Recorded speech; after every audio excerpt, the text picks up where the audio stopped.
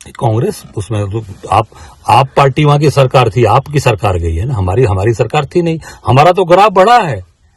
हमारे ग्राफ जो हमारे वहां पर 2.5-3% थे, हम 7% लेकर गए।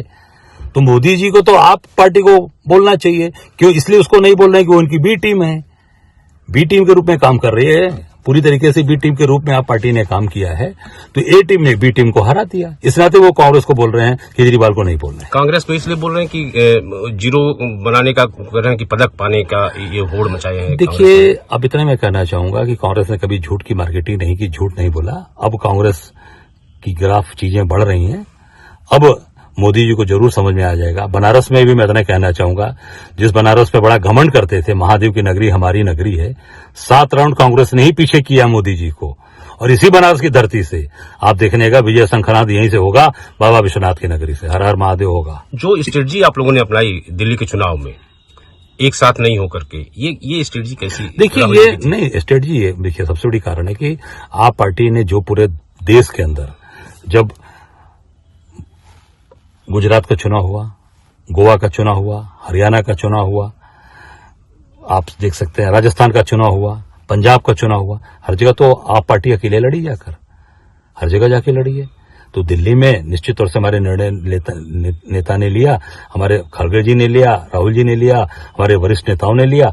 और आज वो जनता के अंदर संदेश गया कि नहीं, मजबूती से लड़ रहे हैं, वो आगे बढ़ रहे हैं। आप देखिएगा पूरे देश के अंदर कांग्रेस मजबूती से आगे बढ़ेगी। आने वाला समय हमारा है, मैं डंके की चोट पर कहना। समाजवादी पार्टी को क्या कहेंगे? नहीं, समाजवादी पार्टी हम यहाँ इंडिया अलायंस में हमारी थी, हम उसके साथ ईमानदारी पूर्वक खड़े थे। लोकसभा में हम उनके साथ पूरे कंधे से कंधा मिलाकर उनके साथ दिन रात काम किए, मेहनत की है। उसका परिणाम आपके सामने आया है। उपचुनाव पार्टी ने निर्णय लिया था कि उपचुनाव में नहीं लड़ना था, हम उपचुनाव नहीं लड़े, अलग थे। और निश्चित तौर से हम जहां भी ये चुनाव लड़े हैं, उपचुनाव में हमारे कार्यकर्ता उनके साथ कंधे से कंधा मिलाकर खड़े। देखिए, दिल्ली के चुनाव में मेरा यही कहना है कि दिल्ली का चुनाव जो हुआ और कांग्रेस ने मजबूती के साथ लड़ी है, निश्चित हम कोई सीट नहीं जीत पाए, पर हमने मजबूती के साथ अपनी उपस्थिति दर्ज कराई है और हमारा वोट प्रतिशत वहां कई गुना बढ़ा है। मैं समझता हूं कि निश्चित आने वाले समय में चीजें मजबूती से आगे बढ़ रही हैं और पूरे दिल्ली के साथ साथ पूरे देश के अंदर कांग्रेस का माहौल बढ़ रहा है, जनता का विश्वास बढ़ रहा है। मैं इतना ही कहना चाहूंगा, आज भाजपा की सरकार वहां बनने जा रही है, केंद्र में भी सरकार उनकी है।